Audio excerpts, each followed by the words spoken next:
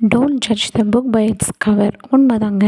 கல்யாண விஷயத்தில் பொண்ணு பார்க்க போகிறீங்களே, பொண்ணோட கேரக்டரை எதை வச்சு நீங்கள் நிர்ணயிக்கிறீங்க? கேரக்டர் யாரும் பார்க்குறது கிடையாது. அதே மாதிரி மாப்பிள்ளைக்கும் அப்படி தான், கேரக்டர் பார்க்குறது கிடையாது. பொண்ணு நல்லா நீட்டாக ட்ரெஸ் பண்ணியிருக்கா, அழகாக இருக்கா, லட்சணமாக இருக்கா, முடி நீளமாக இருக்கா, இந்த மாதிரி தான் பார்க்குறீங்களோ அந்த பொண்ணோட கேரக்டர் என்னன்னு தெரியாது. அதே மாதிரி பையன் நல்லா சம்பாதிக்கிறானா, வீடு கட்டியிருக்காங்களா, கார் இருக்கா, இப்படி தான் பார்க்குறீங்களோ அந்த பையன் நம்மளை நல்லா பார்த்துக்குவானா, கண் கலங்காமல், அந்த இதை நீங்கள் யாருமே பார்க்குறதே கிடையாது. ஏன் பொண்ணுங்களே பார்க்குறது கிடையாது. பொண்ணுங்களே விஜய் மாதிரி மாப்பிள்ளை வேணும்னு, பசங்களும் சிம்ரன் மாதிரி பொண்ணு வேணும்னு எதிர்பார்க்குறாங்க. அதுக்கு நம்ம ஜோதிகா மாதிரியும் நம்ம விஜய் மாதிரியும் இருக்கணும். அதை யாரும் யோசிக்க மாட்றாங்களே.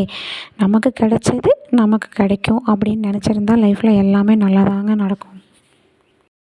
ஒன்று கேரிங்காக இருக்க மாப்பிள்ளைக்கு கேரிங்கே இல்லாமல் நல்லா ஜாலியாக என்ஜாய் பண்ணணும்னு நினைக்கிற பொண்ணு கிடைக்கிறதும், நல்லா ஜாலியாக என்ஜாய் பண்ணணும், லைஃப்பை பற்றி எதுவுமே கவலைப்படாத மாப்பிள்ளைக்கு நீ வீட்டை நல்லா பார்த்து பார்த்து செய்கிற பொறுப்பான பொண்ணு கிடைக்கிறதும் தான் விதி போல்.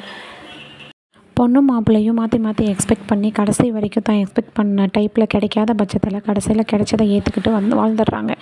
அந்த வாழ்ந்துட்டுருக்கும் போதே அதை சொல்லி சொல்லி காமிப்பாங்க, எனக்கு வேறு வழி இல்லை, கடைசியில் உன் தலையில் என்னை கட்டிட்டாங்க. இந்த மாதிரி வார்த்தையெல்லாம் கேட்கும்போது அந்த திருமண வாழ்க்கை எப்படி முடியும்னு பாருங்கள். பொண்ணை தேடுங்க, பொருளை தேடாதீங்க. நல்ல ஆண்மகனை தேடுங்க, ஆடம்பரத்தை தேடாதீங்க.